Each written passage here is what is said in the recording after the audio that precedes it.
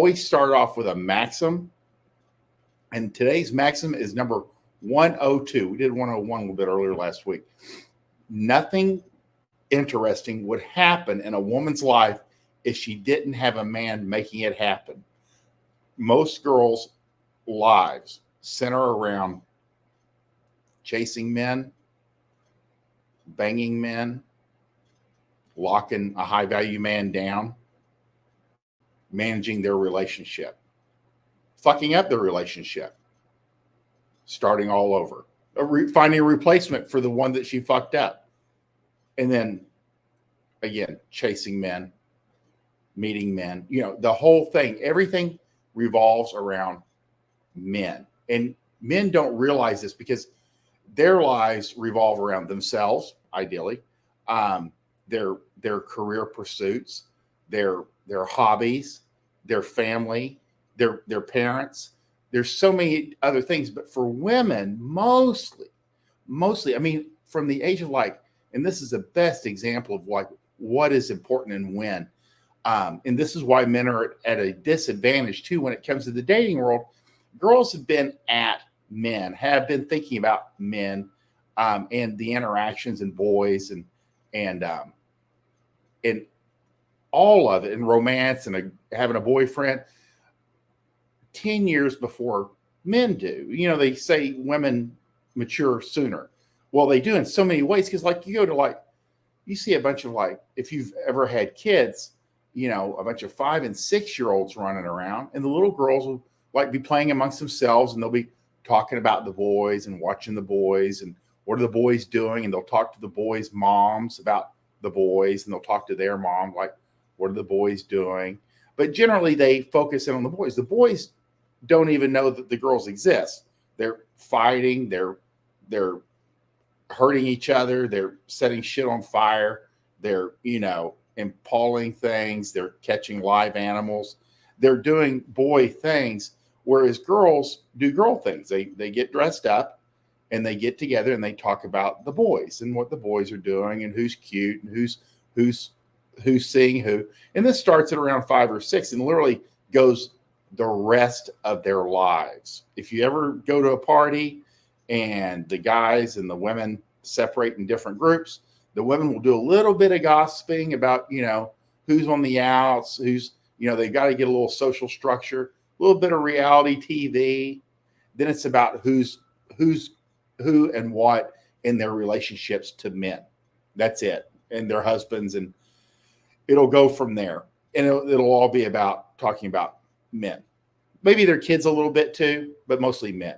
So you just should be aware that women's lives center around the man that's the focus of their life, be it man or men. So nothing really happens in a woman's life without a man making it happen. Again, that's where women tend to marry the man and leave her home, and she'll go to where he is. That's why women follow men and their career. Of course, there's more money involved and there's some other things, but it is very unnatural for the male to tend to follow the female's career more so. If she has to move, he picks up and follows her around. It's just not natural or what we're used to. But literally nothing. So many girls, and you got to remember, single girls in their early 20s or mid 20s, where they're looking for a husband. And when they're just broke up with a guy and they're sleeping around with 4 or 5 different guys, they're still looking for a husband. And anything that they do pretty much is centered around putting themselves in the proximity of a man who they think might end up being a husband material. So everything, or, they go, well, I want to work out. Well, where are the boys at?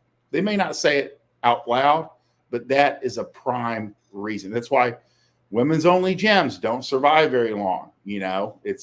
It's older, it's moms, it's very conservative. Most women that join a gym want to be around some men. It's motivating enough. It's somebody to look at them, gives them some attention, gives them some motivation. And that is a driver. Nothing interesting would happen in a woman's life if she didn't have a man making it happen. And that's the real deal. That's why even like in the last 10 years or so, like women traveling has increased.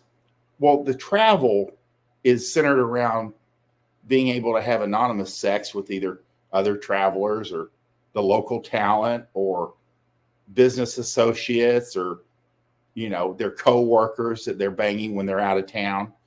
Again, even the travel, this women's travel boom centers around women pursuing men. Again, nothing interesting would happen without a man making it happen.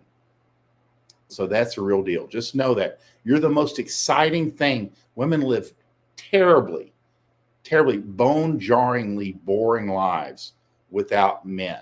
And when you come along, you're the most interesting thing she's seen in a long time. They'll pretend you're not because that's their job, is to lower your ego. And the more ego you have, the more they like you and the more they want to lower it. So you're kind of dealing with like an adversarial relationship to a certain extent.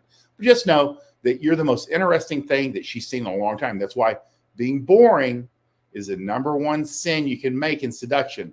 So avoid it at all costs. Women love drama.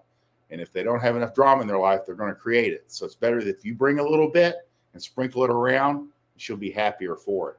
Again, Chateau Heartiste, Maxim number 102. Nothing interesting would happen in a woman's life if she didn't have a man making it happen.